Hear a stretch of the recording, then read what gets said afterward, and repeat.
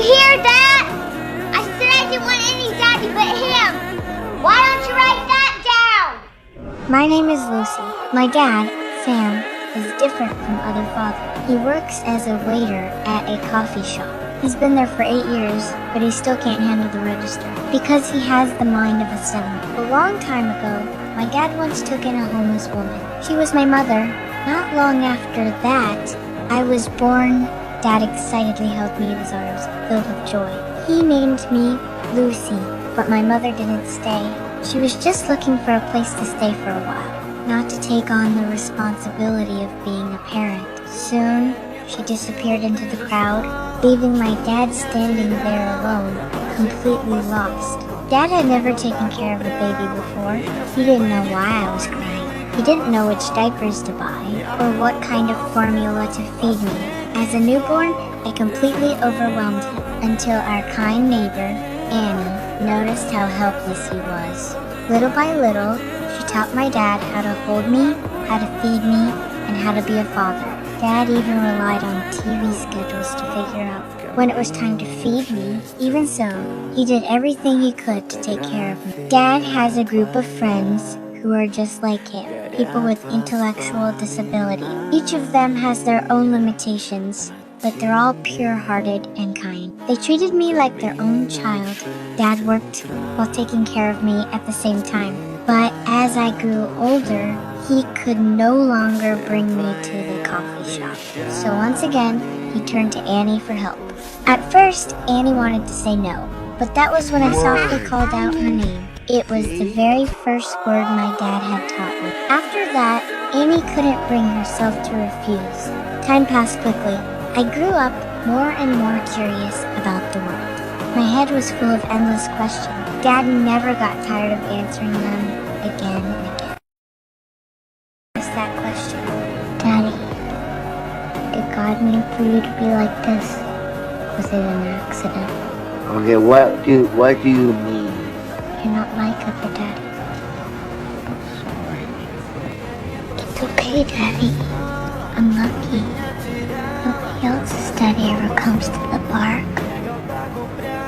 Dad wasn't as smart as other fathers, but he gave me all the goodness he had in this world. When I reached school age, Dad wanted to buy me a pair of new shoes as a gift, but when it was time to pay, he realized he couldn't afford even a single shoe. His friends didn't have much money either, yet they still scraped together everything they had.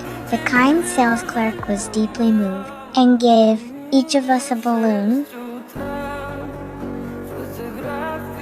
After I started school, I became smarter and smarter. The textbooks grew more and more difficult. I watched my dad struggle to sound out the word and saw how hard it was for him. So I took out my old textbooks and read to him, pretending I didn't understand. In truth, I had already heard those lessons countless times, but I didn't want to make my dad feel bad. But in the teacher's eyes, my maturity seemed abnormal. Dad was called to the school. In my drawing, I was big, holding the hand of a very small dad, as if he were the one who needed to be taken care of. After that, I started to fear learning. I didn't want to become smarter than my dad. Sometimes, I would pretend not to understand, so that he could teach me.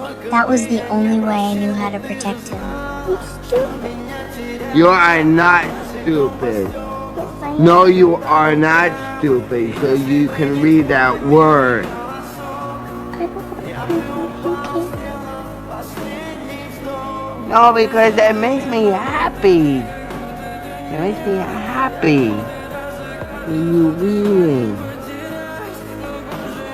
Perched in silence. On Halloween, Dad got a little too carried away. Other kids began to laugh at him. Hearing them make fun of my dad made me feel deeply uncomfortable. Soon, my 7th birthday arrived. Dad went to great lengths to prepare a surprise party, but at the party, one boy kept causing trouble. Dad panicked and pushed him. The boy's father immediately pinned my dad to the ground. I walked in just in time to see it all. To get back at him, the boy said something cruel. You don't have to call him Daddy. She said you're not her real father anyway. She said she was adopted. I couldn't take it anymore. I ran out in shame. Lucy! Everything was witnessed by people from Child Protective Service. They believed my dad wasn't capable of raising me. Dad broke down. He couldn't understand why they wouldn't let me go home with him. In the end, the judge decided to place me temporarily with a foster family. Dad's custody was forcibly taken away.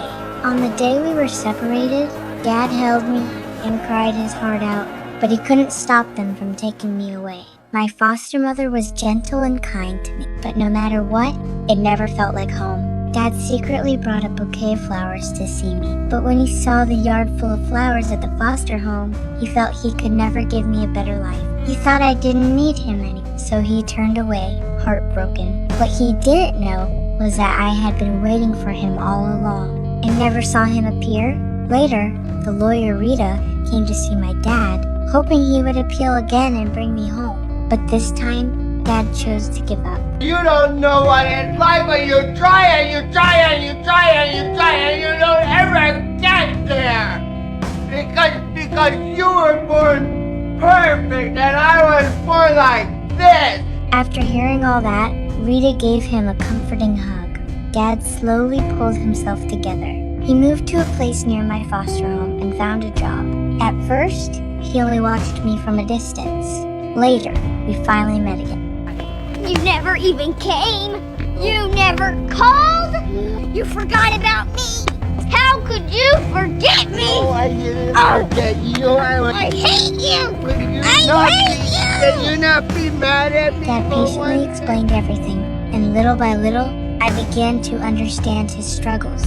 But my foster mother wasn't happy about it. She thought my dad was preventing me from fitting into my new family. Yet nothing could stop me from wanting to see him. Every night, I climbed out the window, holding my teddy bear, walking through long streets, just to find the dad I missed so much. Daddy! Daddy! I missed you. Seeing me, Dad was both thrilled and worried. He was afraid my foster mother would be concerned. So every night after I fell asleep, he carried me back. My foster mother was shocked and tried many ways to stop me, but nothing worked. So night after night, I went to find my dad, and day after day, he walked me back. In the end, all of this touched my foster mother deeply. One day, she knocked on my dad's door and returned me to him. She finally understood that I couldn't lose my father. He also agreed to testify in court to help my dad regain custody. As she was about to leave, Dad stopped her. He said he hoped she could help raise me together with him to make up for the motherly love I had been missing. After that, everything slowly got better. I grew up surrounded by the love of my dad and my foster mother, and no one could ever separate me from my dad again.